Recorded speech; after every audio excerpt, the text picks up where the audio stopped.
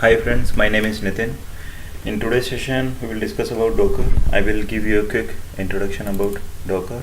I'll tell you what the Docker is, and I'll tell you the difference in between virtual machine and container, and then we will move to the Docker objects like images, container and services. We'll tell you the difference in between image and container. Then we will move to the hands-on session on Docker. I will launch a EC2 machine. On top of that, I will install Docker, and then I will write a small Docker file over there, and on top of that I will create an image and launch some containers. Then we will play with the container. We will start container and do some stuff. Then finally I will pull and push the Docker images to the Docker hub, and finally I will wrap up the session with some discussion on Docker security. So let's start with Docker. So Docker is a tool which securely build, share and run any application anywhere. Using Docker, you can build your application with its all dependencies in the form of images. Those images can be shared to any repository like Docker Hub or any other like Harbor, and after that you can run your application in the form of container at anywhere. That is the beauty of Docker, I would say. Build, shape and run. You can build your image, shape it to any repositories and run your application in the form of container at anywhere, right? So let's see what are the differences in between virtual machines and container. So in case of virtual machine, you have your physical hardware infrastructure. On top of that, you have host operating system installed. You have your hypervisor. The role of hypervisor is basically to divide and distribute your resources between your virtual machines. Each virtual machine is having its operating system installed, and on top of that we have binaries and libraries which are required to run your application. So this is what we have in case of virtual machines. In container, we have infrastructure, underlying hardware infrastructure. On top of that, we have host operating system installed. In host operating system, we have container daemon running, and the role of container daemon is basically to launch your container and to manage other objects like images, container, services, network or volumes, right? So this container daemon is basically to create or launch your container, and each container is having application and binaries, libraries installed in it, right? So Docker containers are lightweight in nature, so we do not have any host operating system as we have in case of virtual machines per machine, right? So in case of container, there is no operating system. That is the reason it is lightweight. You can bring down your application, you can bring down your container, stop your container or start your container within couple of seconds. But in case of virtual machine, it usually takes time. And other difference is containers shares the underlying operating system kernel, but in case of virtual machine, every virtual machine has its own kernel, right? These are the two major differences between virtual machines and container. Let's see what are other benefits of using Docker. So Dockers are flexible. Even with the most complex application, you can containerize it. Lightweight. So as I told earlier, it shares the underlying host kernel, and it is very lightweight. There is no operating system. It takes just couple of seconds to start and stop. Interchangeable. You can deploy updates and upgrades on the fly. Portable. You can build, shape and run your container at anywhere. So that we already discussed. Scalable. Containers are scalable in nature, so you can automatically scale up your replicas or scale down your replicas depending on the node. That I will discuss later. So let's see the Docker objects, images, container and services. So what are images? Images is a executable package that include everything needed to run an application: code, runtime, libraries, environment variable, or configuration files. You might create your own images, or you might only use those created by others published in a registry, right? So if you want to create your own image, you have to build your Docker file following some syntax. So I'll discuss about as how to create Docker file, what are the syntaxes in later in my demo session. And then you can use that Docker file to create your image, and on top of that you can launch your container. Container is a runtime instance of an image. You can create and start and stop, move, or delete a container using Docker API or CLI. When a container is removed, any change to its state that are stored in persistent storage that are not stored in persistent storage will be disappeared.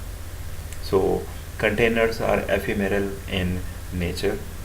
So if you store anything inside your container and remove your container after use, then everything whatever you would have stored in the container will be removed. So containers are ephemeral in nature. Services allows you to scale container across multiple Docker daemons. A service allows you to define the desired state. So if you said your desired replicas, number of desired replica of the service is 3, whenever it is coming down to 2 due to some reason, then Docker orchestrator like Docker Swarm or Kubernetes will again bring up to the expected or desired state. So that is what the services is. So now let's see launching the container in multiple machine, how it works. So in left hand side we have code, OS, operating, other dependencies. So everything you need, you can write that in the form of code in your Docker file, and after that you can build your image using some Docker commands, like docker build is the command to build your image out of your Docker file. And once the image is built, then you can push that image to any repository like Harbor or any Docker hub, right?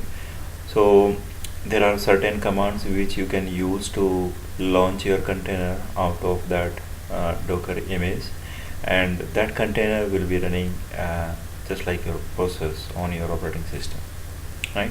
So suppose you have your application running here in the form of container, and it has all binaries, libraries with all dependencies installed, and you want the same container to be run on some other computer. So what you need to do for that? So you have another computer here, another operating system. You just need to install a Docker engine on top of that. That's it.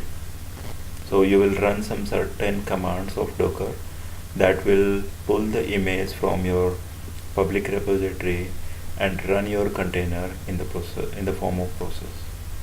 That's it. You are done. You don't need to download anything. You don't need to download any code or executable or run any process. No, nothing. Everything will be done by Docker. That's the beauty of Docker here, right? So I hope you get some sense out of it. Now you must know what the Docker is, how it works, what we can do through Docker. Now I will run through the installation of Docker. What I have done so far in my demo lab, I have launched a EC2 machine in AWS, and on top of that I will run some set of commands to do the installation of Docker. And you just need to follow me to do this installation. If you have your machine ready, then you can just follow me and run these commands. to do the installation of Docker. So first we will need to install EPEL, a repository. If you do not have that EPEL repo installed, then you just need to install EPEL to your operating system. In my case, it is already there. I don't need to install anything. So now the second step is, let's see if Docker is already installed. No, it is not. That is what we need to install now. So there are some prerequisites which you have to install, like LVM, device mapper, and container SE Linux. So let's run through that. So I have copied this command. So what I'm doing here, I'm going to install yum-utils, device mapper, LVM2. Let's run this command. It will install everything for you. Right. The second step is, you have this container -SE Linux package, which is again a prerequisite for your Docker, which you have to install. So let's go ahead and install it. Yeah, so that is also installed.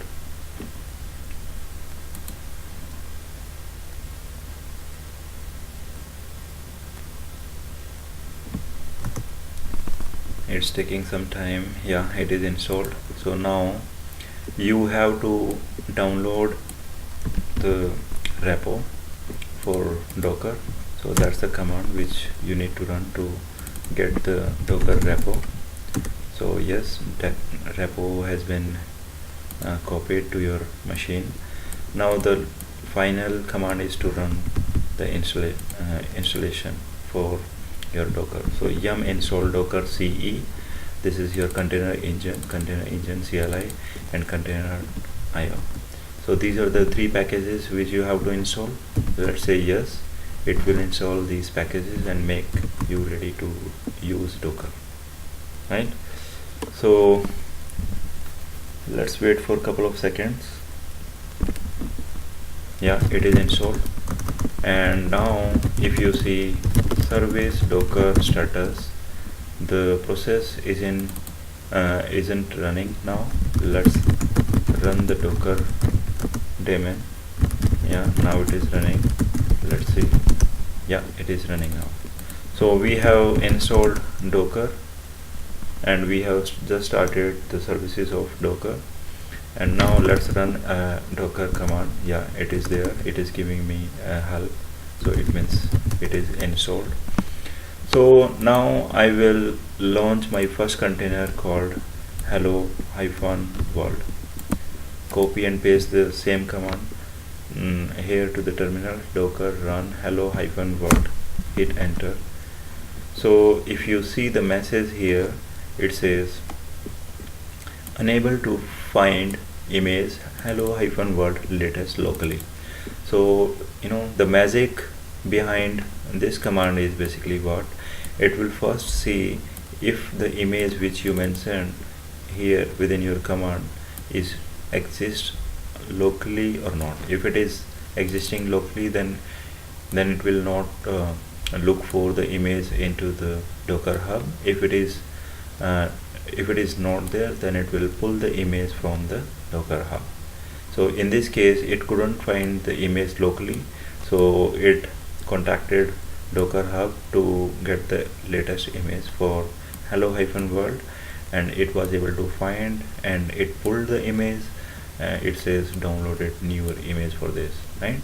So here you see the message called hello from Docker. This message shows that your installation appears to be working correctly. To generate this message, Docker took the following steps. What are those steps? Docker client contacted the Docker daemon. So in this case, we are the client and we have Docker daemon running.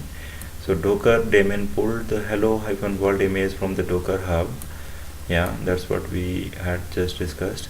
Docker daemon created a new container from that image which runs the executable that produces the output you are currently reading. So it performed two actions basically. One is it has pulled the image from the Docker hub. Second is it has launched a container, right? As part of container, it is showing you the message which you are reading in onto the console, right? So if you want to try something else, you can run this command docker run -it ubuntu bash. So I option is basically for interactive session, interactive standard input. T option is basically to allocate a terminal. So if you want to pull a ubuntu image, then you can run this command. It will give you a terminal, and it will also allow you to have an interactive session, so that you can run ubuntu commands and play with that, right? So before that, let's see what we have in docker images. Let me change the setting to make the size of my text smaller. So it is 12 as of now. Let's make it 10. I think that should be fine. Yeah, so I think you can still see my putty session, right? So here if you run docker images command, it is showing you the docker image, and if you run docker container ls command, it will show you the containers which are running currently. So there is no container running currently, but if you see ps-a command, then it will show you there was a container which was running and it is exited just 3 minutes ago. So when we run docker run command with this, right, so what happened basically, it pulled the image, it run the container and exited from the container just after displaying that message which we were reading, right? And it was exited before 3 minutes. That's it, right? And the last field is basically the container name. So if you didn't give any name, then it will pick any random name to the container, and if you want to give any name while running this command, you can give that, right? So I will discuss about those commands later, but before that, we have some other basic commands to run through with the docker. Like you can run docker command, it will show you the help file, right? You can run docker container command, it will show you docker container help, right? So with docker container, what you can do, you can attach a container, you can commit, you can do cp create, or there are so many things which you can do. You can prune your container, you can rename or remove your container, run your container, start, stop. So there are so many options here, right? So let's see what is the version of our docker. So we have docker -version command to see the version of docker which is installed, docker version 18.09.5. so this is the version of docker which we have. Docker info command will give you more details, like your underlying CPU, memory and everything, container, how many containers are running, how many are running or post, right? So this kind of detail will be given by docker info command. So now if you run docker image ls command, it will show you the images whatever docker has pulled so far. So only one image, hello-world. Docker ls container ls, which we have already run, so it will show you all the running container. For now there is no running container. And ps-a command will show you all container, whether it is running or exited. So in this case, our first container, that is hello-world, is existed and it is there in exited state, and it is 5 minutes ago now, right? So this is the container ID, this is the image from where this container was launched, and it will show you the command also which was run just after launching this container, and the creation time. It will show you the current status, and also it will show you the port, if any, and the name of container, and name, as I told you. So by default, if you're not giving any name while running docker run command, it will pick any random name. But if you want to give your name to the container which you are launching, you can do that, right? So these are some basics command of docker which I have run you through. Now let's see the let's see the magic done by docker run. I think I already explained you in detail. Let's run through these steps what docker run did, right? So when you run docker run ubuntu command, let's run this command and see what actually is happening. So if you run docker run ubuntu, then it will again try to see if this image is existing locally on your server or not. If it is not, then it will go to the docker hub and pull the latest image from there and show you over here. So if you run docker images, then it will show you ubuntu image has been pulled, right? And this is the tag, latest is the tag, right? So if you don't give any tag there, then if you have some specific tag, then you have to run it like this, ubuntu then colon then tag. It can be like version 1 or something. So if you give latest, or if you don't give anything, then it will be downloading the latest version of your image, right? So as of now I just run this command docker run ubuntu. It has pulled the image, it has launched the container. Let's see, ps-a, yeah, so there was one container added to the list. So this is the container ID, the image name, the bash command, and exited, right? And this is the name of your container, because I didn't give any name to while running this docker run command. It took any random name, right? So as of now I do have two containers which are in exited state, but that is what I didn't want actually, right? So I wanted a terminal to my ubuntu machine or CentOS machine. How can I do that? So for that you have to run command like this. So what it will do, it will give you a interactive standard input to your terminal, right? So if you run this command, it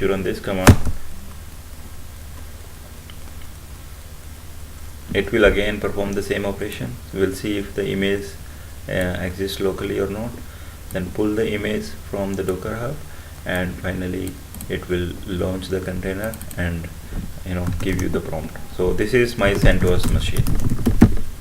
See, this is my CentOS machine. This is now I logged into the container as a root user, right? This is not my underlying EC2 machine. If you see, that was the host name of my EC2 machine, and when I run docker run command, it pulled the image from docker hub, and after that it launched a container, and it lets you it will just give you the login to your container, right? So if you exit from here by running Control D or exit command, and now if you see docker images, it will show you 3 images: hello-world, ubuntu, and CentOS, right? Let's see how many containers are running currently. So it says nothing, so there is no container running, right? So there was one container running, you logged into that, but you came out of that, you exited from that container, right? You run exit command, you came out of that container, so that is the reason it is not showing any output in this command. But you still can see the containers, number of containers which are running, which are in exited state. So there are 3 containers: hello world, ubuntu, and CentOS, right? So all 3 are in exited state, but let us suppose I want to go back to this container. I want to move this container from exited to the running one, right? So how can you switch the state of this exited container to the running one? So the command would be docker start and the container name, docker container start and your container ID. So now if you run container ls, it will show you yes. So now it is showing you one container running. The image is sent to us. This is the random name which it has picked up, and it has been running since last 4 seconds, right? And when it was created 2 minutes ago. So now container is running, but how will you log in? How will you get the SSH or the terminal to this container? So the command would be docker exec-it and your container ID, the shell which you want to get, right? So now I'm again back to the container. So this is my CentOS container. If you see, yeah, I'm in CentOS, right? If you came out of it again by Control D and run docker container ls command, it will still show you the container. It will still show you it as a running container until and unless you stop it manually. So if you stop it using this command, then it will be gone from list, right? It will take couple of seconds. Yeah, so it has disappeared from this output, and if you run ps-a, then it is again showing you into exited state. So whatever container you are starting or stopping, it will maintain the status until you switch the state, right? So if you if this container is in exited state, you can start it and connect to that, get the terminal, exit from that and stop it.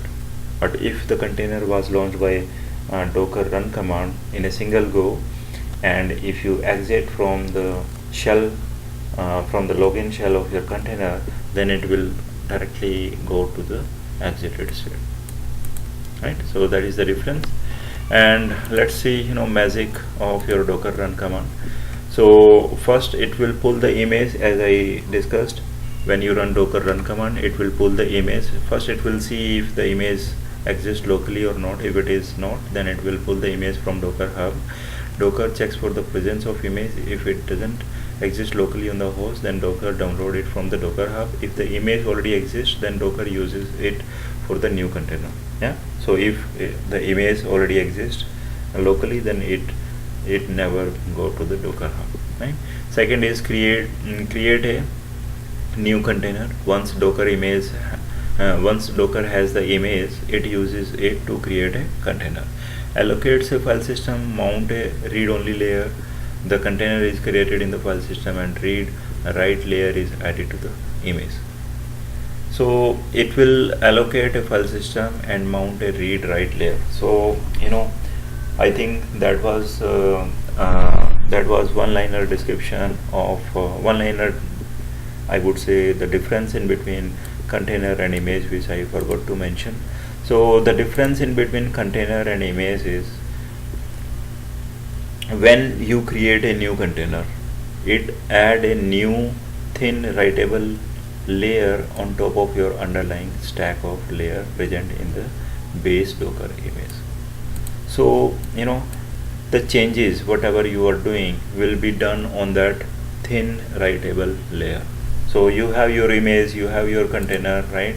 So docker run will do what? It will pull the image and launch the container. And that, when I say container will give you a thin writable layer on top of your underlying docker image, right? The difference between the container and image is the top layer, is that writable layer. Whatever you are writing, whatever you are doing, whatever you are installing will be done on that top layer, thin writable layer, right? So that is the difference in between image and container. And as soon as you delete the container, the data which you have written into the container will be gone. It means the data which was written to that thin writable layer will be gone, and change. There will the underlying image remains unchanged. So it will never change anything to your image, right? content of image will still be intact. So let's come back to the Docker run. So it will allocate a file system and mount a read write layer. So read write layer is that thin layer which I was talking about. The container is created in the file system and read write layer is added to the image. Allocate a network bridge interface creates a network interface that allows Docker container to talk to the local host, right? So it will also do the networking stuff for you. Set up an IP address. So if you see, there is an IP address assigned to your container. If you go back to your terminal once again and start your container, so the command to start your container is this, and if you log in back and see, there is a IP assigned to this container machine, 172.17.0.2. so who did that? It is Docker, right? So execute a process that you specify, run your application. It will run your application, right? So whatever you have mentioned in your bootstrap script, it will be executed. Okay, so let's do some more hands-on with the Docker commands. So Docker run CentOS, which I have already done. So let's do some cleaning activity now. So I do have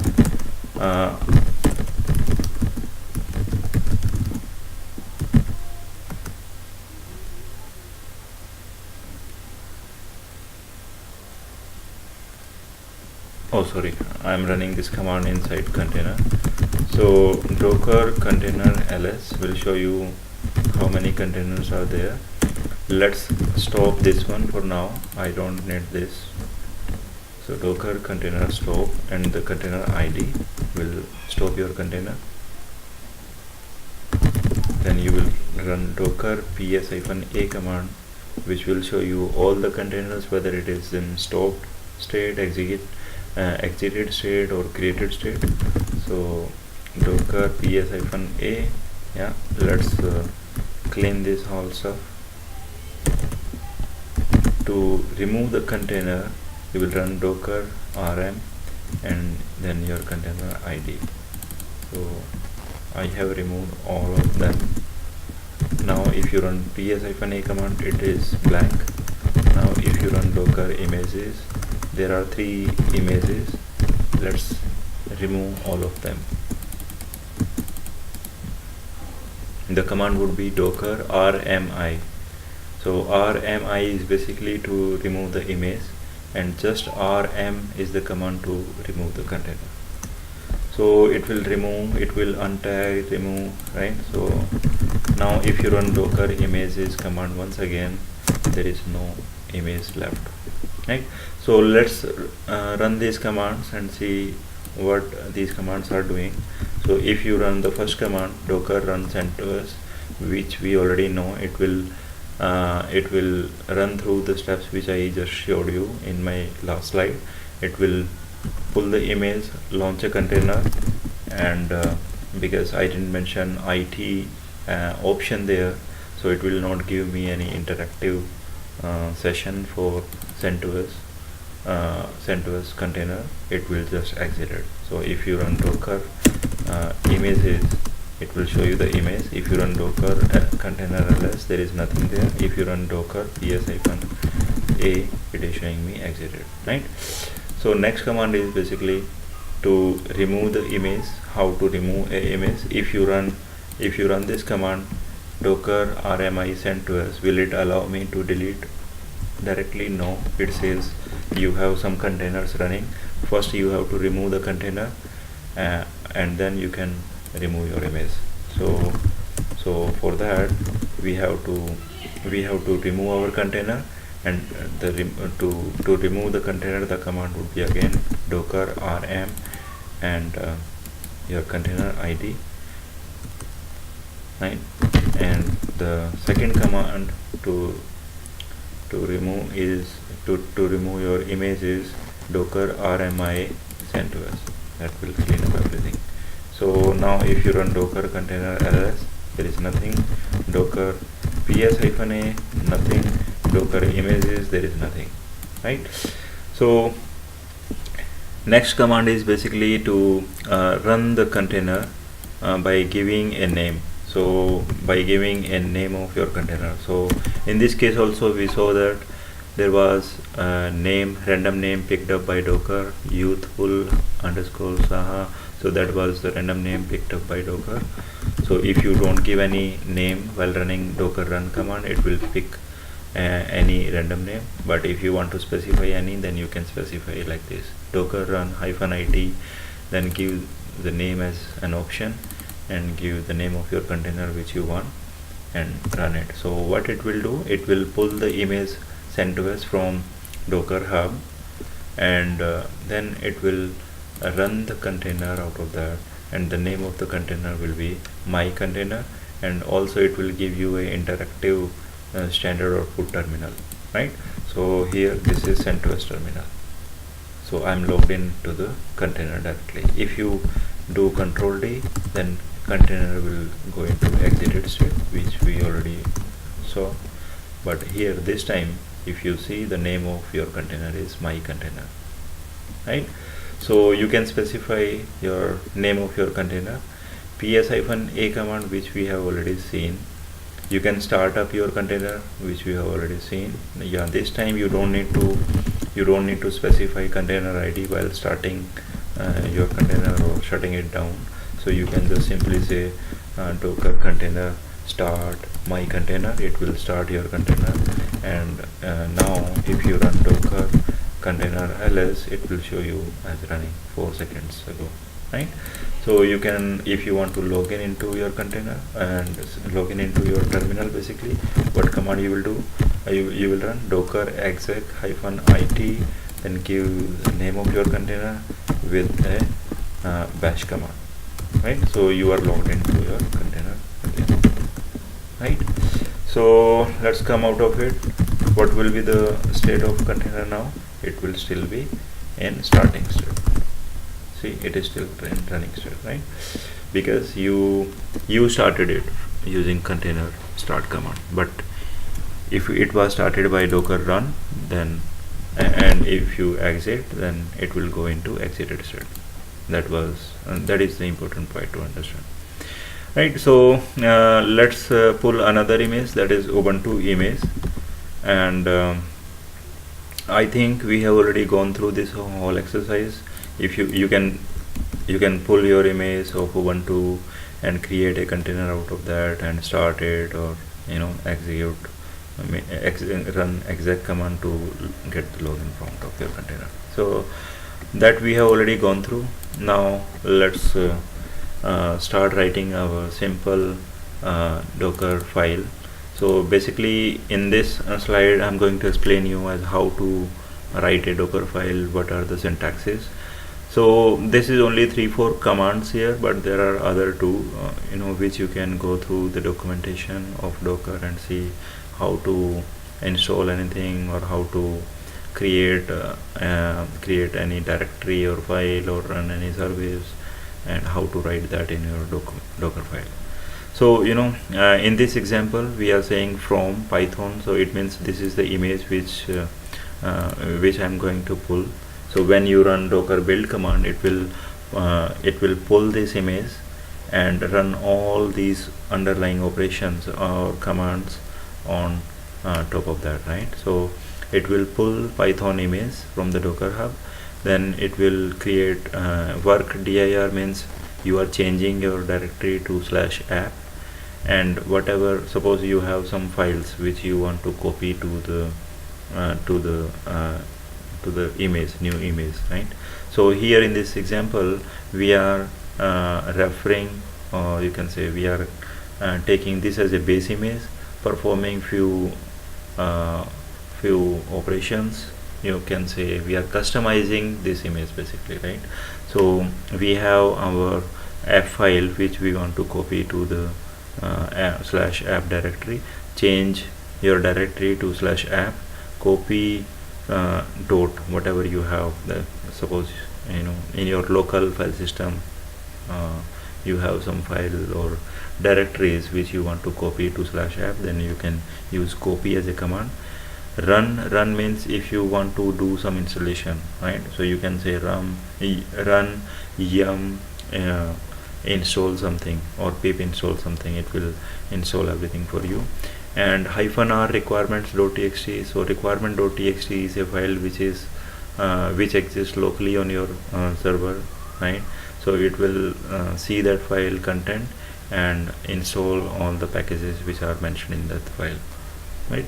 Expose 80 means it will expose the port 80 for you. I will tell you in detail what the expose means.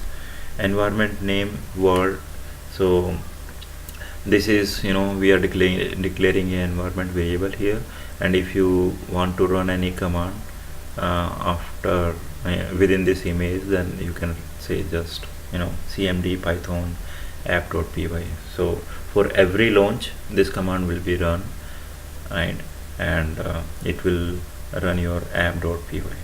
so this is very quick and simple sober Docker file which I just explained. Now let's do a small exercise of writing a Docker file and do some stuff.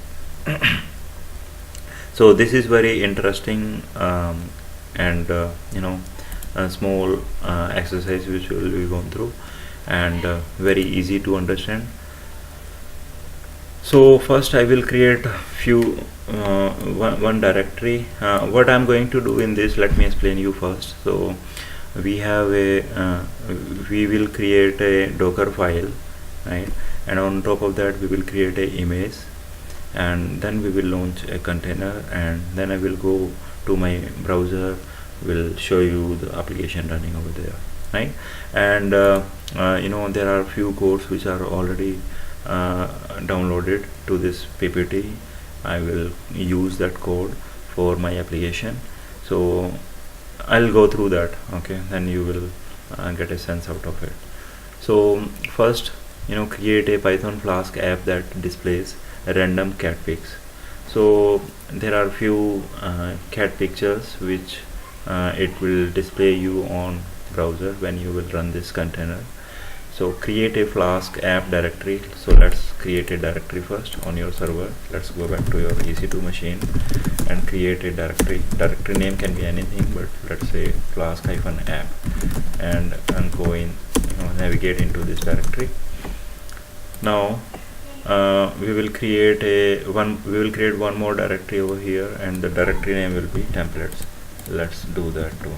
So we have one more directory called templates. There is nothing inside. Okay, create app.py. so there is a Python code which I will copy from here and paste it to your directory, and I will give the name of file as app.py. so I would say app.py, hit enter, then save your code here. And what this code will do, basically it will get the images from the global, right? These are the cat pics which you will